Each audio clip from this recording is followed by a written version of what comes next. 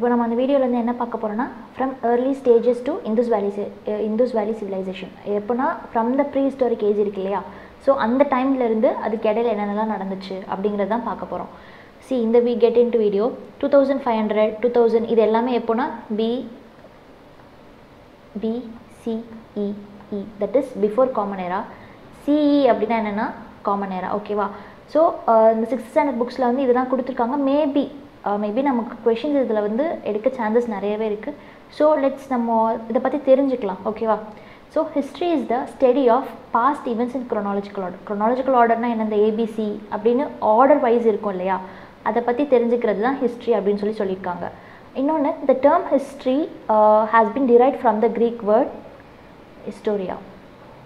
ஓகேவா? அதாவது வந்து ஹிஸ்ட்ரி அப்படிங்கிற ஒரு வேர்ட் வந்து எங்கேருந்து எடுத்திருக்காங்க அப்படின்னா க்ரீக் வேர்ட் அப்படின்னு சொல்லிட்டு, க்ரீக் வேர்டில் ஹிஸ்டோரியா அப்படின்னு சொல்லிட்டு ஒரு வேர்ட்லேருந்து எடுத்திருக்காங்க. ஹிஸ்டோரியா மீன்ஸ் என்னென்னா லேர்னிங் பை என்கொயரி.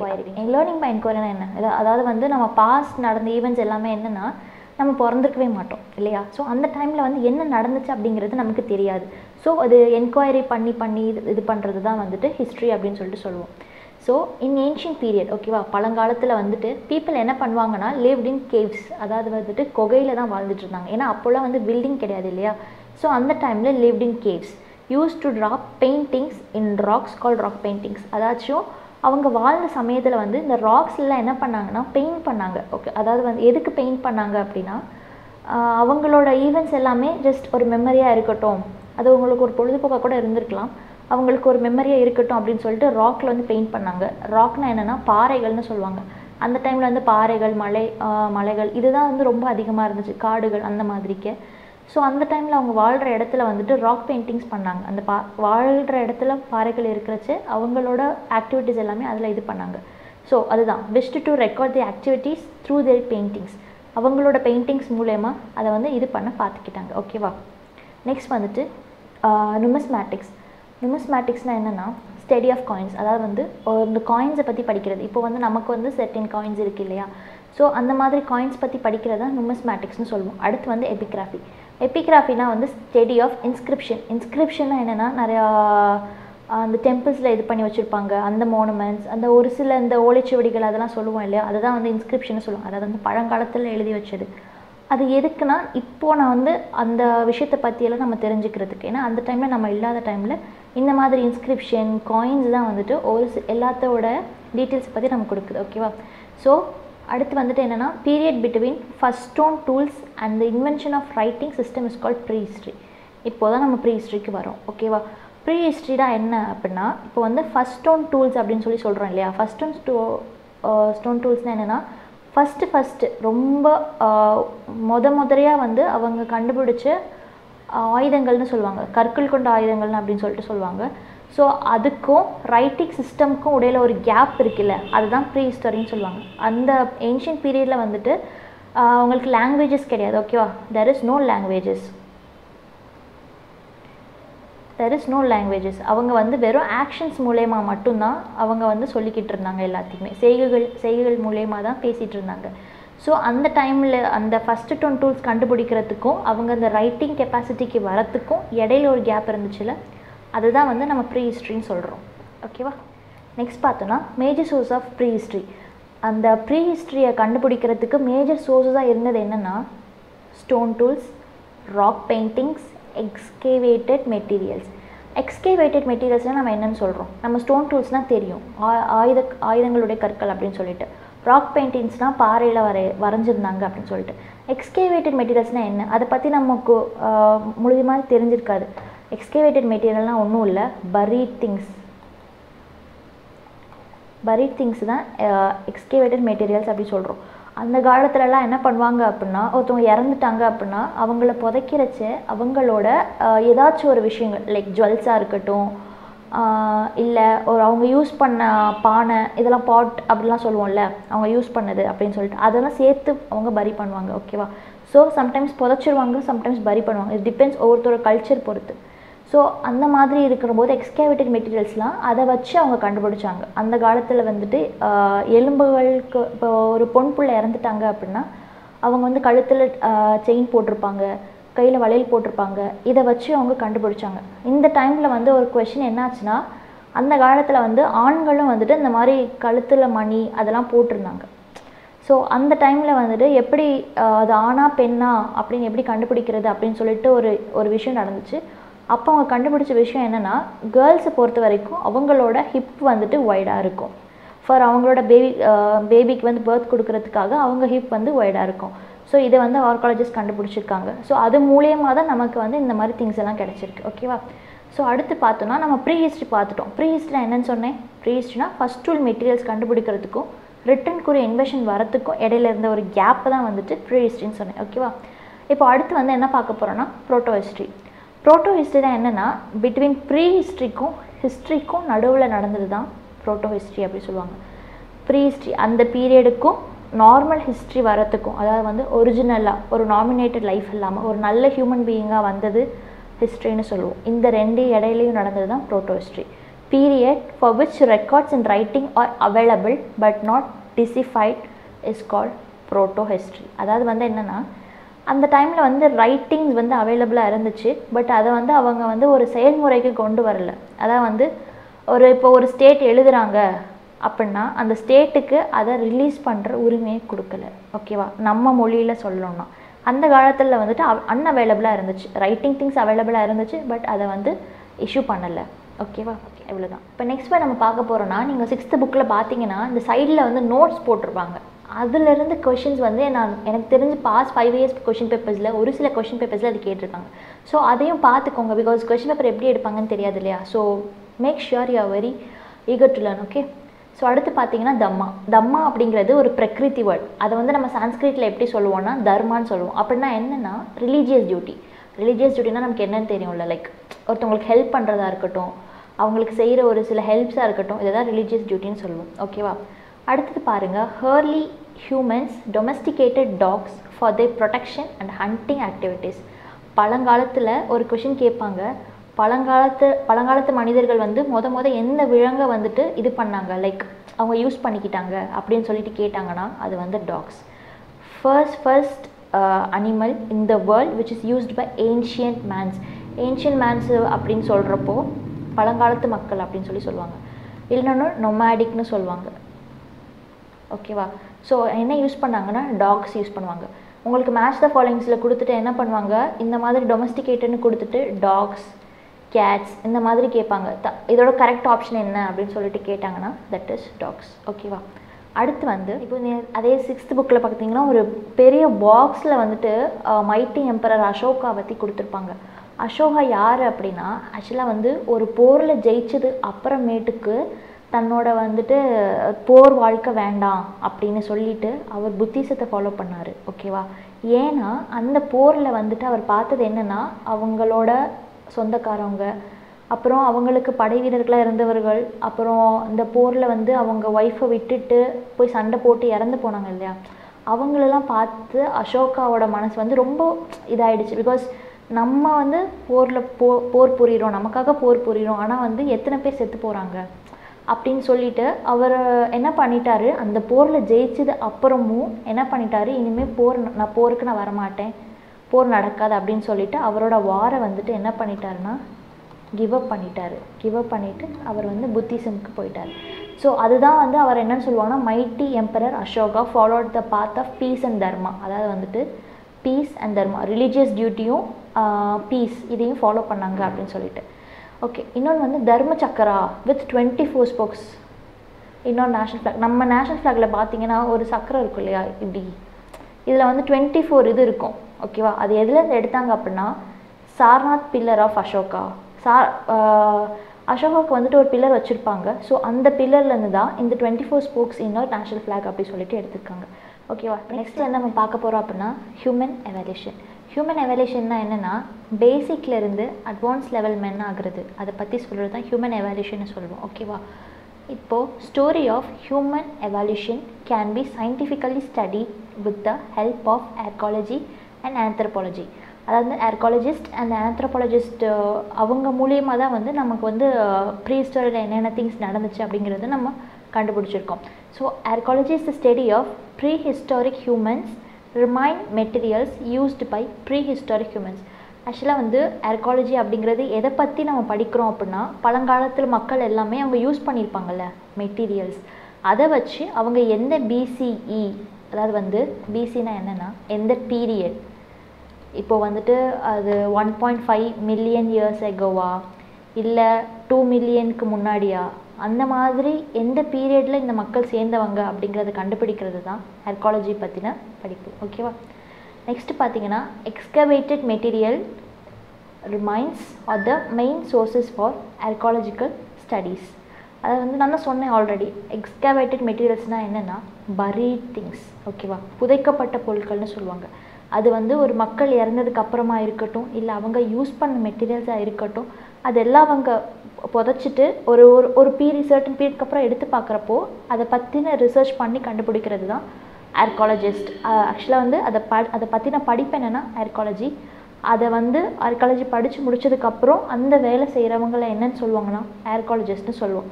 ஸோ இப்போ அப்கமிங்கில் வந்து எந்த மாதிரி மக்கள் இருந்தாங்க, அவங்கெல்லாம் எந்தெந்த பீரியட், அவங்கள என்ன நம்ம சொல்லி கூப்பிடுறோம், அதை பற்றி பார்ப்போம். அந்தந்த டைமில் வந்து எந்த மாதிரி மக்கள் இருந்தாங்க, அவங்கள என்னென்னலாம் சொல்லி கூப்பிட்டோம் அப்படின்னு சொல்லிட்டு பார்க்க போகிறோம். ஓகேவா? இதை பாருங்களேன். ஆஸ்ட்ரோலோபிதிகஸ் அப்படின்னு சொல்லுவோம். ஸ்பில் பண்ணி படிச்சுக்கோங்க. அதாவது வந்து ஆஸ்ட்ரோலோபிதிகஸ் அப்படின்னு சொல்லுவோம். ஓகேவா? இது எப்போனா 4 million to 2 million years ago. ஓகேவா?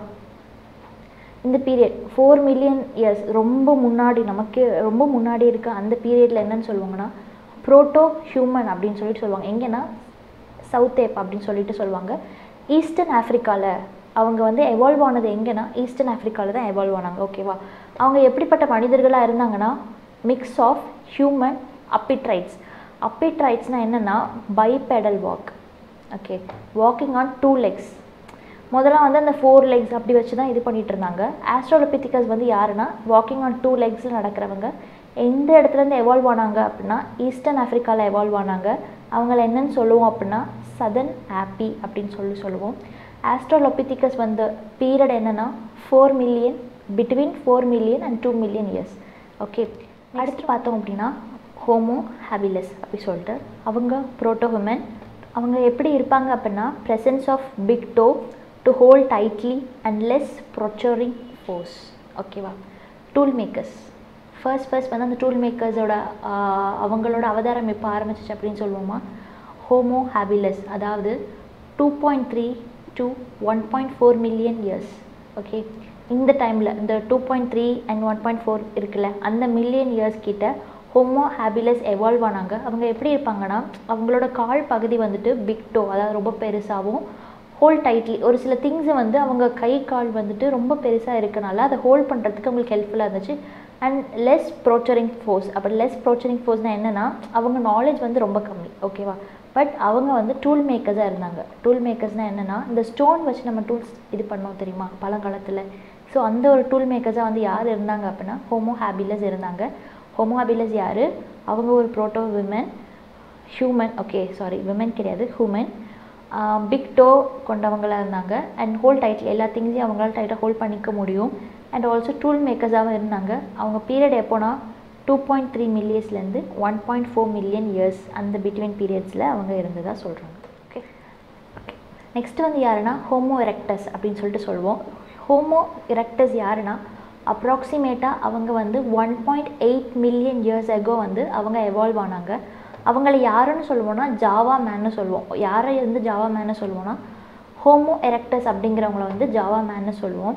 அவங்க வந்து நாட் ஃபுல்லி ஹியூமன், அதாவது வந்து முழுமையாக அவங்க வந்து ஒரு மனுஷங்களாக ஆகலை. அவங்களோட நாலேஜாக இருந்தாலும் பிரெயின் இருந்தாலும் அது ரொம்ப கம்மியாக இருந்துச்சு. இப்போ நம்ம இருக்கிற நிலமையிலேருந்து அவங்களோட நாலேஜ் வந்து ரொம்ப கம்மியாக இருந்துச்சு.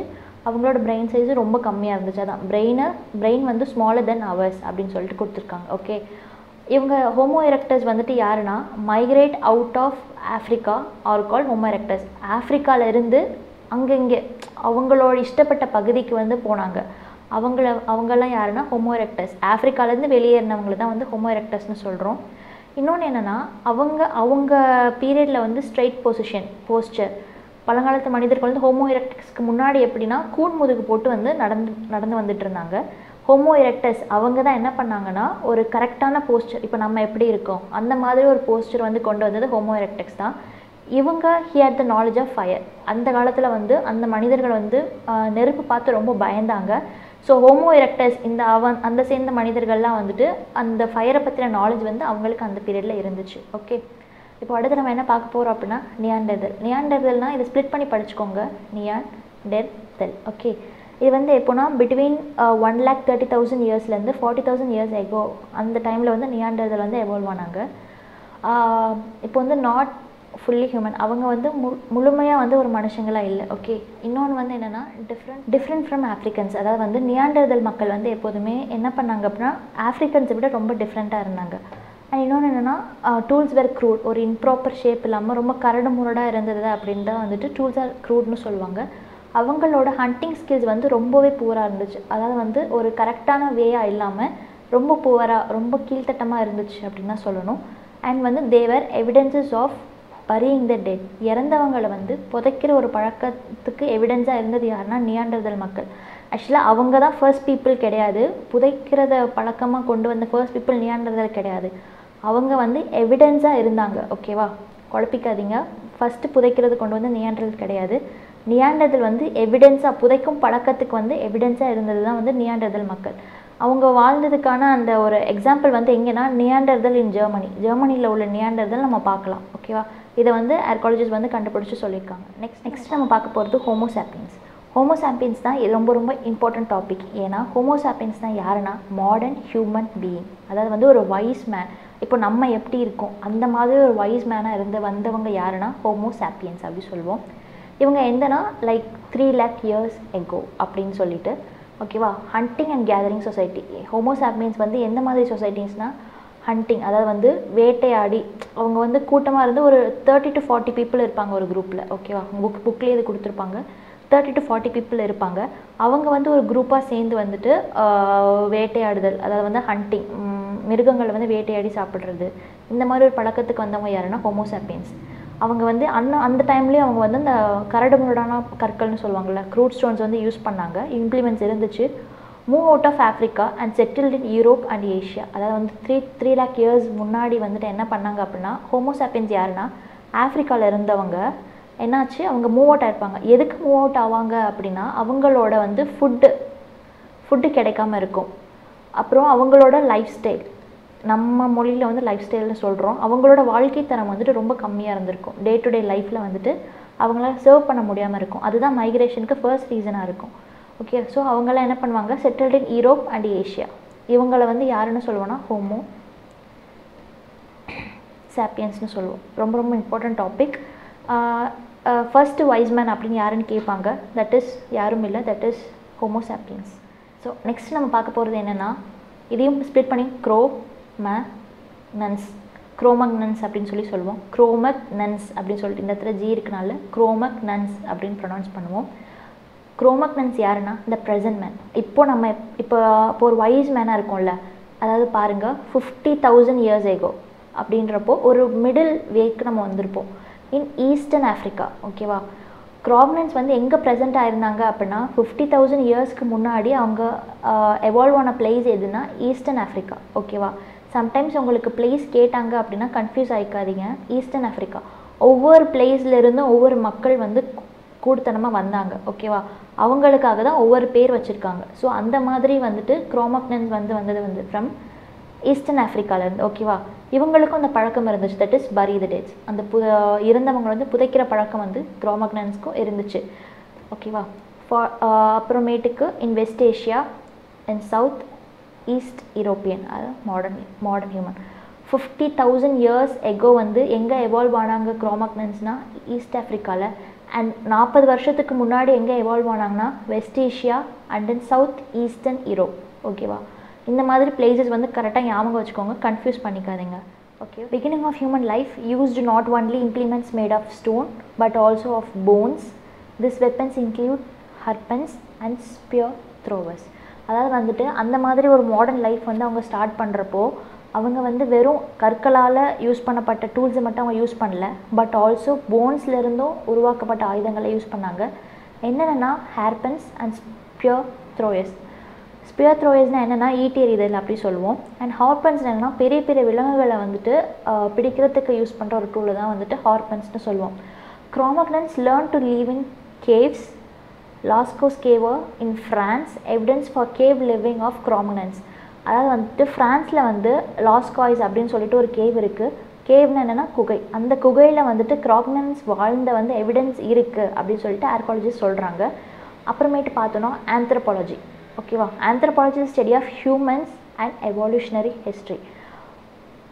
ஆர்காலஜிஸ்ட்னால் என்னென்னா அந்த பழங்கால மனிதர்கள் வந்து யூஸ் பண்ண மெட்டீரியல்ஸ் பற்றி படிக்கிறது ஆர்காலஜிஸ்ட். ஆந்த்ரோபாலஜி என்னென்னா is a study of humans, பழங்காலத்து மனிதர்களை பற்றியும் அவங்க வந்து எவால்வ் ஆனது, அதாவது படிப்படியாக முன்னேறினதை பற்றி படிக்கிறது தான் வந்து anthropologist. Okay, anthropology is a study of humans and evolutionary history. Okay, anthropology வந்து டிவைடட் ஃப்ரம் 2 Greek வேர்ட்ஸ். அதாவது வந்து ஆந்த்ரோபாலஜியை வந்துட்டு 2 Greek வேர்டில் பிரிச்சிருக்காங்க. என்னென்னா ஆந்த்ரோபோஸ், லோகோஸ். க்ரீக் வேர்ட்லேருந்து தான் ஆந்த்ரோபாலஜி அந்த வேர்டை எடுத்திருக்காங்க. Anthropos, logos. ஆந்த்ரோபோஸோட மீனிங் என்னென்னா மேன் ஆர் ஹியூமன், அதாவது வந்து மனிதர்கள். ஆந்த்ரோபோஸ் தான் மனிதர்கள். ஓகே, அடுத்து வந்துட்டு லோகோஸோட மீனிங் என்னென்னா தாட் ஆர் ரீசன். ஸோ இது ரெண்டுத்தையும் இது பண்ணி தான் அவங்க என்ன எடுத்திருக்காங்கன்னா ஆந்த்ரோபாலஜி. ஓகேவா, நெக்ஸ்ட் நம்ம பார்த்தோம் அப்படின்னா ரேடியோ கார்பன் டேட்டிங், அதாவது வந்துட்டு RCD அப்படின்னு சொல்லுவோம். இது என்னென்னா we used to ascertain the period. ஆக்சுவலாக அந்த இப்போ ஒரு மெட்டீரியல் எடுக்கிறாங்க அப்படின்னா அந்த மெட்டீரியல் வந்து இந்த பீரியட் சேர்ந்தது அப்படின்னு சொல்லிட்டு கண்டுபிடிக்க ஹெல்ப்ஃபுல்லாக இருந்தது எதுனா ரேடியோ கார்பன் டேட்டிங். இந்த ரேடியோ கார்பன் டேட்டிங் வந்துட்டு இன்னொரு ஹெல்ப்ஃபுல்லாக வேணால் வேலை பார்த்துச்சு. என்னென்னா found out the footprints of humans they had discovered about 3.5 million years old. அந்த வந்து ரேடியோ கார்பன் டிவைஸ் இருக்கு இல்லையா, அது வந்து எதை கண்டுபிடிக்க ஹெல்ப் பண்ணுச்சு அப்படின்னா கிட்டத்தட்ட 3.5 million yearsக்கு முன்னாடி அந்த காலத்து மக்களோட கால்தடங்கள் இருக்குல்ல, அதை கண்டுபிடிக்க ஹெல்ப் பண்ணது வந்துட்டு RCD. ஓகே, அண்ட் நெக்ஸ்ட் பார்க்க போகிறது என்னென்னா பீப்புள், அதாவது வந்து மக்களும் அவங்களோட வாழ்விடங்களும் எங்கே அப்படின்னு சொல்லிட்டு பார்க்க போகிறோம். This was taken from the 6th standard book text book. அதாவது வந்து 6th standard புக்லேருந்து தான் நம்ம இதை எடுத்திருக்கோம். ஸோ நீங்கள் இதை படிச்சிங்கனாலே புக்ஸு பார்க்கணுன்னு அவசியம் இல்லை, வேணால் ரெஃபரன்ஸ்க்கு வந்து நீங்கள் பார்த்துக்கோங்க. ஓகே, இதில் பார்த்தோம் அப்படின்னா ஆஸ்ட்ரோலோபித்திகஸ். ஓகே, ஸ்ப்ளிட் பண்ணி படிங்க, படிக்க கஷ்டமாக இருந்துச்சுன்னா ஸ்ப்ளிட் பண்ணி படிங்க. ஆஸ்ட்ரோலோபித்திகஸ் அப்படின்னு ப்ரொனவுன்ஸ் பண்ணுவோம். ஓகே, அவங்க எந்த வாழ்விடங்களில் சேர்ந்தவங்கன்னா ஈஸ்ட் ஆஃப்ரிக்கா. நெக்ஸ்ட் வந்து Homo habilis south Africa. Next Homo erectus. Okay, pronounce பண்ணுறப்ப கரெக்டாக ப்ரொனவுன்ஸ் பண்ணுங்கள். Homo erectus Africa and Asia. அவங்களோட வாழ்விடங்கள் ஏன்னா ஹேபிட்டட்னா ஒன்றும் இல்லை, அவங்களோட வாழ்விடங்கள். ஓகேவா, இப்போ நம்ம இங்கே இருக்கோம், நம்மளோட ஹேபிட்டட் எதுனா ட்ரிச்சி, அந்த மாதிரி சொல்கிறது தான். ஓகே, அடுத்து நியாண்டர்தல்னா ஈரோஏஷியா அப்படின்னு சொல்லுவோம். ஆக்சுவலாக ஈரோப் அண்ட் ஏஷியா இது ரெண்டுத்தையும் சேர்த்து தான் ஈரேஷியா அப்படின்னு சொல்கிறது. Cro-Magnons. ஓகே, ஆல்ரெடி நம்ம படித்தது. Cro-Magnons எங்கேனா ஃப்ரான்ஸில், அந்த இடத்துல ஒரு கேவில் வந்து நம்ம எவிடன்ஸ் இருக்குதுன்னு சொன்னோம் இல்லையா, அதுதான் Cro-Magnons, ஃப்ரான்ஸ். அண்ட் வந்து Peking China. Okay, Peking China இதை பற்றி நம்ம வந்து அப்கமிங் லெசன்ஸில் படிப்போம். ஓகே, லைக் ஆஃப்டர் ஒரு சர்டன் பீரியட்க்கு அப்புறம் பீக்கிங் சைனா பற்றி நம்ம படிப்போம்.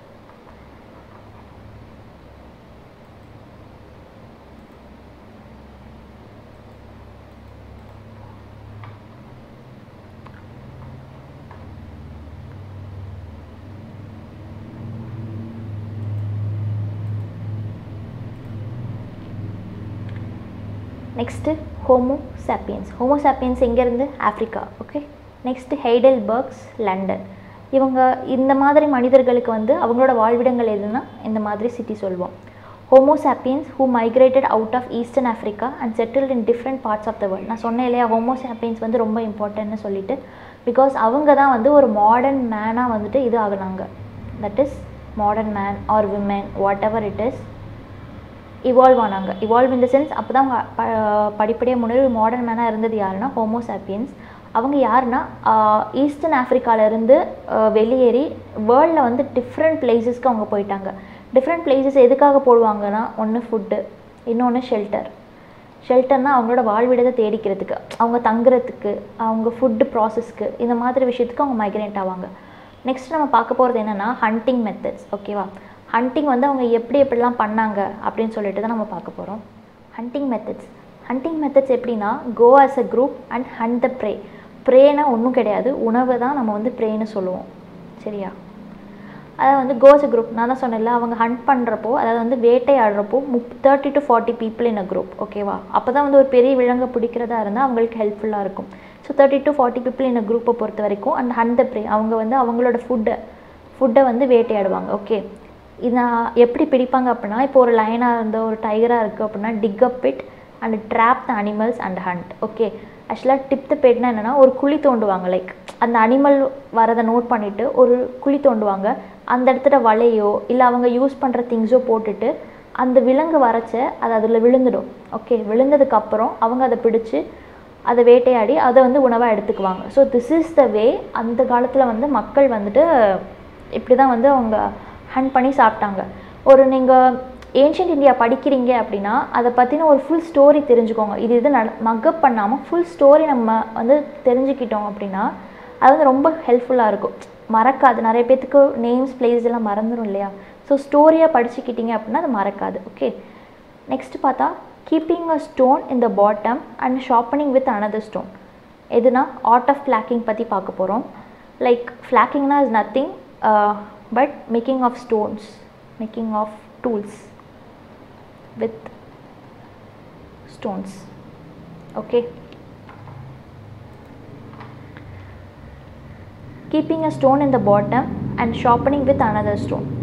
அதாவது வந்துட்டு கீழே ஒரு கல்லை வச்சுட்டு இன்னொரு கல்லை வச்சு அதை ஷார்ப் பண்ணுவாங்க. பிகாஸ் அப்போ வந்து வேறு எந்த ஒரு ஆயுதமும் இருக்காது, கல்லை வச்சு ஷார்ப்பன் பண்ணிக்குவாங்க. ஷார்ப்பன்னா என்னென்னா கூர்மைப்படுத்துறது அப்படி சொல்லுவாங்கள்ல. அப்போ தான் வந்து அவங்க ஏதோ ஒரு அனிமலை குத்துறதா இருந்தாலும் அதை வேட்டையாடுறதா இருந்தாலும் ஹெல்ப்ஃபுல்லாக இருக்கும். To make a stone tool, 2 stones were taken. One was used as a hammer to sharpen, the other for removing flakes. ஃப்ளேக்ஸ்னால் வந்து இந்த சின்ன சின்ன அன்ஷேப்பாக இருக்கும்ல, அதெல்லாம் ரிமூவ் பண்ணிவிட்டு ஒரு ப்ராப்பர் ஸ்டோனை வந்து அவங்க கொண்டு வரதுக்காண்டி ஹெல்ப் பண்ணாங்க. ஒரு ஹேமர், ஒரு ஹேமர் இதாக இருக்கட்டும், அந்த மாதிரி அவங்க யூஸ் பண்ணுறதுக்கு ஹெல்ப் பண்ணிக்கிட்டாங்க. ஒரு சில பாயிண்ட்ஸ் வந்து நம்ம புக்ஸ்லேருந்து இப்போ பார்க்க போகிறோம். Hunting was the main occupation of humans in past. ஓகேவா?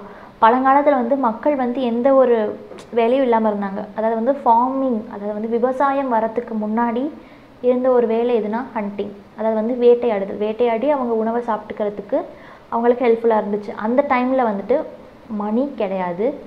அவங்க என்ன சிஸ்டம் கொண்டு வந்தாங்க அப்படின்னா பார்ட்டர் சிஸ்டம் வந்துட்டு அந்த காலத்தில் இருந்துச்சு. ஆனால் நம்ம அதுக்கு பேர் வச்சது லேட்டாக தான் பேர் வச்சோம். சரியா? ஓகே, பார்ட்டர் சிஸ்டம் வந்து நம்ம தமிழில் என்ன சொல்லுவோம்னா அப்படின்னா பண்ட மாற்ற முறை அப்படின்னு சொல்லிட்டு சொல்லுவோம். It's a familiar term for everyone. And also best stone for making weapons அப்படின்னா சிக்கி முக்கி அப்படி சொல்லிட்டு புக்கில் இருக்குது. ஆக்சுவலி ஃப்ளின்ட் ஸ்டோன் அப்படின்னு சொல்லிட்டு சொல்லுவாங்க. அது அந்த பழங்காலத்து மக்களுக்கு வந்துட்டு கற்களுடைய தன்மை தெரியும். இந்த கற்கள் வந்துட்டு யூஸ் பண்ணால், கற்களுக்கு ஸ்பெல்லிங் கரெக்டாக, கற்களுக்கு வந்துட்டு அவங்களோட அந்த தன்மை தெரியும். இந்த கற்கள் யூஸ் பண்ணால் ஷார்ப்பனாக இருக்கும், இந்த கல் யூஸ் பண்ணணும் அப்படின்னு சொல்லிட்டு அந்த கால மக்களுக்கு வந்துட்டு தெரியும். அதுக்கப்புறம் இந்த மாதிரி ஸ்டோன்ஸ் வச்சு டூல்ஸ் கண்டுபிடிச்சது, ஹேமர்ஸ், இதெல்லாம் கண்டுபிடிச்சதுக்கு அப்புறமேட்டுக்கு அவங்க என்ன கண்டுபிடிச்சாங்கன்னா humans was discovered the use of fire. அதை பற்றி பார்க்கலாம்.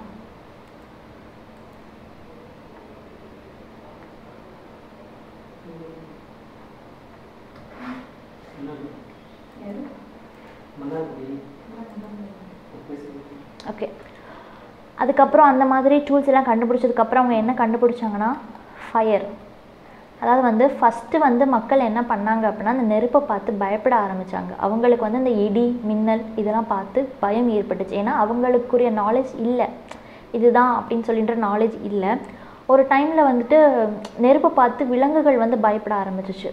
லைக் ஒரு காமனான ஒரு விஷயம், மின்னல் இடி அந்த மாதிரிலாம் வந்து விலங்குகள் வந்து பயப்பட ஆரம்பிச்சு. ஸோ அந்த டைமில் வந்துட்டு மக்கள் என்ன பண்ணாங்கன்னா ஃபயரை பற்றின விஷயத்தை உணர்ந்துட்டாங்க. ஸோ அப்போ அந்த டைமில் வந்துட்டு ஃபயர் கண்டுபிடிக்கிறது கொண்டாந்துச்சு. எப்போனா டூல்ஸ், ஹேமர், இந்த மாதிரி ஒரு அட்வான்ஸ் லெவல் வந்ததுக்கு அப்புறமேட்டுக்கு ஃபயரை வந்து கண்டுபிடிச்சாங்க. நம்ம தமிழ்நாட்டில் வந்து நீல்கிரிஸ் டிஸ்ட்ரிக்ட் இருக்கு இல்லையா, அந்த இடத்துல இன்னமுமே மக்கள் வந்துட்டு மேட்ச் பாக்ஸ் இல்லாமல் வெறும் கற்களை வச்சு நெருப்பு கொண்டு வரதோட பழக்கம் இன்னும் நீல்கிரிஸில் இருக்குது. ஓகேவா? Flint stone to make fire, நான் சொன்னேன் இல்லையா, ஒரு ப்ராப்பர் ஸ்டோன், இதை வச்சு இது பண்ணலாம் அப்படின்னு சொல்லிட்டு அந்த மக்களுக்கு அறிவுரை இருக்கும் இல்லையா. ஸோ அதுதான் வந்து ஃப்ளின் ஸ்டோன்னு சொல்லுவோம். இதுக்கப்புறம் அதாவது வந்து டூல்ஸ் முடிஞ்சிருச்சு, அதுக்கப்புறம் ஃபயர் முடிஞ்சிருச்சு. அதுக்கப்புறமேட்டுக்கு என்ன கண்டுபிடிச்சாங்கன்னா வீல். ஓகேவா? Next human invention was wheel. சரியா? அவங்களுக்கு பழங்காலத்துக்குரிய மக்களுக்கான ஐடியா எப்படி வந்துச்சு அப்படின்னா, ஒரு சில இடத்துலலாம் வந்து இந்த நேச்சுரல் டிஸ்ட்ராக்ஷன்ஸ் நடக்கும் இல்லையா, டிசாஸ்டர்ஸ் நடக்கும். அதாவது வந்து இந்த பாறைகள் மேலேருந்து விழுறதா இருக்கட்டும், அதை பார்த்துட்டு என்ன பண்ணாங்க, அந்த பாறை வந்து உருண்டு தானே வருது. ஸோ அதை பார்த்து தான் அந்த மனிதர்களுக்கு வந்து அந்த மாதிரி ஒரு ஐடியா வந்துச்சு. அதாவது பழங்கால மக்களுக்கு வந்துட்டு வீல் கண்டுபிடிக்கணும் அப்படிங்கிற ஒரு ஐடியா வந்துச்சு. Okay, wheel is the first scientific invention of human using the brain and cognitive skills அப்படின்னு சொல்லுவோம். அதாவது வந்து ஃபஸ்ட்டு ஒரு சயின்டிஃபிக் இன்வென்ஷனாக எது இருந்துச்சு அப்படின்னா வீல் தான் இருந்துச்சு. கொஷனில் கேட்டாங்கன்னா, எம்சிக்யூஸில் கேட்டாங்கன்னா தெளிவாக அட்டன் பண்ணுங்கள். சயின்டிஃபிக் இன்வென்ஷன் ஆக்சுவலாக ஃபஸ்ட்டு இன்வென்ஷன் அப்படின்னா அது டூல்ஸ். ஃபஸ்ட்டு சயின்டிஃபிக் இன்வென்ஷன் அப்படின்னா அது என்னென்னா it's nothing but it's wheel.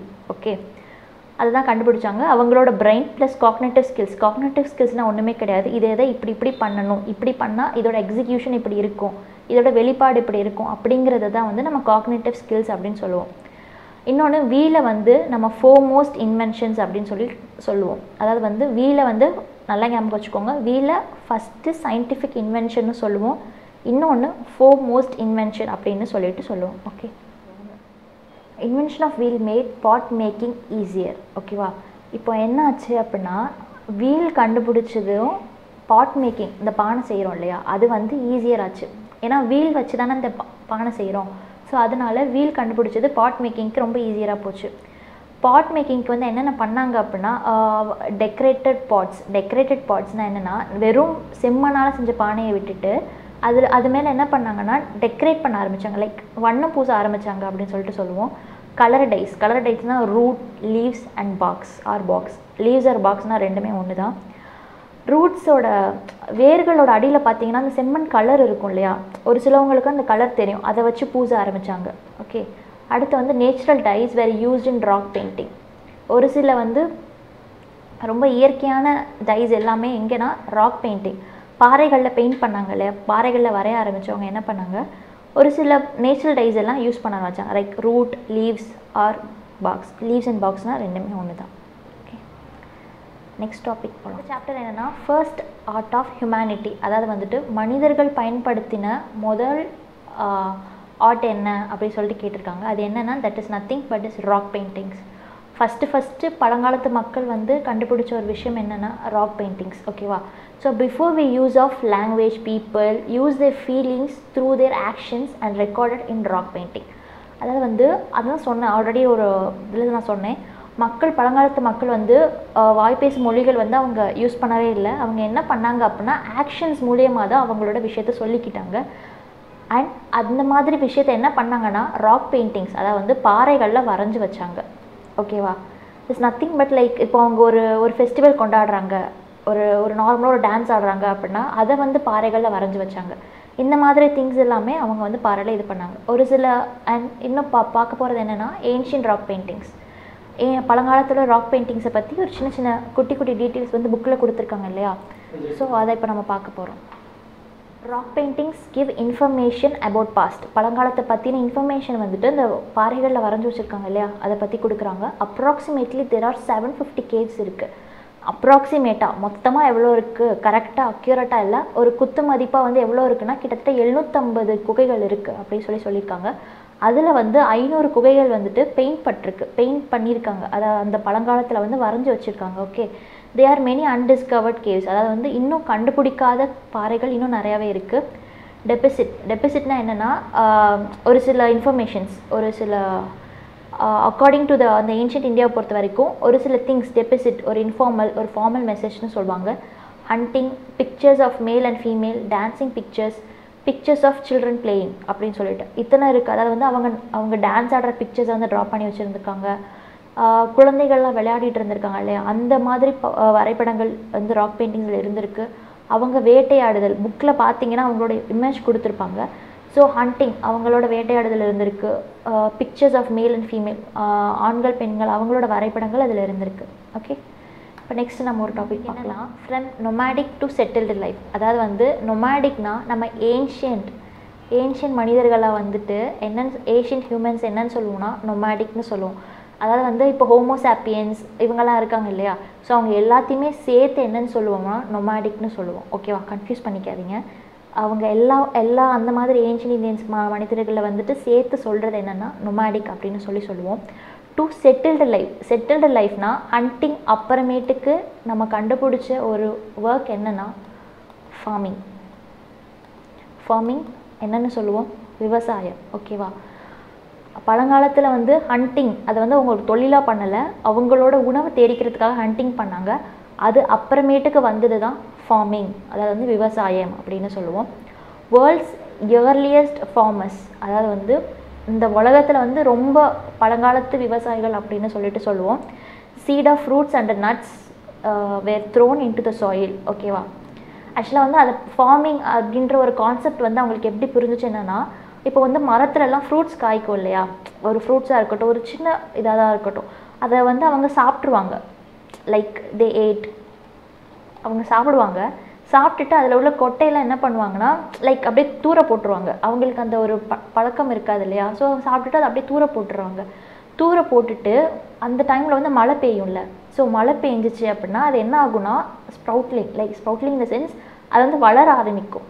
So அந்த வளர்ச்சியை பார்த்து தான் அவங்க புரிஞ்சுக்கிட்டாங்க, இதை விதை போட்டால் வளரும், மரக்கன்று வச்சா அது மரமாக வரும் அப்படின்னு சொல்லிட்டு அதை பற்றின ஒரு நாலேஜ் அவங்க கொண்டு வந்தாங்க. ஓகேவா, எப்படி அவங்க கொண்டு வந்தாங்க, ஒரு மரத்துலேருந்து அவங்க ஏதாவது ஒரு காய் எடுத்து சாப்பிட்டாங்க அப்படின்னா அதோட கொட்டையை தூர போடுவாங்க.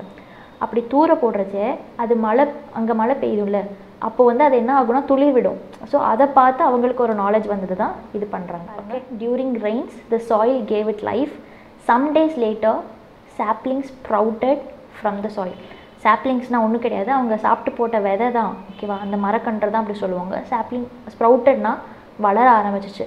By observation and logic they learn that. அதை பார்த்து அதை புரிஞ்சுக்கிட்டவங்க வந்து ஃபார்மிங்கை வந்து கற்றுக்கிட்டாங்க. ஓகேவா, ஸோ அவங்களுக்கு என்ன கற்றுக்கிட்டாங்க, ஒரு விதை போட்டால் அது வளரும், ஒரு மரக்கன்று ஒரு மர விதை போட்டால் அப்படின்னா அது மரமாக ஆகும், ஒரு செடி விதை போட்டோம் அப்படின்னா அது ஒரு செடி ஆகும் அப்படிங்கிற ஒரு நாலேஜை கொண்டு வந்தது அந்த ஃபார்மிங் திங்ஸு தான். ஓகே, அதை ஒரு சில பாயிண்ட்ஸ் எல்லாம் புக்ஸில் கொடுத்துருக்காங்க. ஸோ அதை ஜஸ்ட் உங்களுக்கு நான் எக்ஸ்பிளைன் பண்ணுறேன். Plant grows from single seed and yields lots of fruits and veggies. அதாவது வந்துட்டு ஒரு விதையில இருந்து அவங்களுக்கு நிறையா பழங்கள், நிறையா காய்கறிகள் இதெல்லாமே வந்து கொடுத்துச்சு அந்த காலத்தில். Seeds that fall in the river beds sprout easily. அதாவது வந்து இந்த தண்ணி இருக்க இடம் இருக்கும்ல, ரிவர்ஸ் இருக்கிற இடத்துல வந்து அந்த விதையை போட்டாங்க அப்படின்னா அது வந்து சீக்கிரமாக வளர ஆரம்பிச்சிடும். ஏன்னா அது தண்ணி பகுந்த இடம் தானே, அது அந்த நிலத்துல வந்து தண்ணியோட தன்மை வந்துட்டு ரொம்ப அதிகமாக இருக்கும். ஸோ அந்த டைமில் வந்து அந்த ரிவர் பெட்ஸுக்கிட்ட அவங்க அந்த விதை போடுறப்போ அது ரொம்ப ஈஸியாக வளர ஆரம்பிச்சிடுது.